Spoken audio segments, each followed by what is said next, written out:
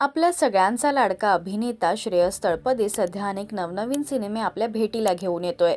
सिनेमाचं शूट संपवून घरी परतत असताना त्याला हृदयविकाराचा झटका आलाय। वेलकम टू जंगल या चित्रपटाचं शूट संपवून श्रेयस घरी जात असताना त्याला हा झटका आला असून त्याला तातडीने रुग्णालयात दाखल करण्यात आलं। त्याच्यावर मुंबईतल्या अंधेरीमध्ये असलेल्या बेलव्ह्यू रुग्णालयात एंजिओप्लास्टी करण्यात आल्याचंही समजतंय। दिवसभर शूट करून घरी परतल्यानंतर त्याला अस्वस्थ वाटू लागल्याचं त्यांनी पत्नीला सांगितलं आणि लगेचच त्यांनी हॉस्पिटलला जाण्याचा निर्णय घेतला।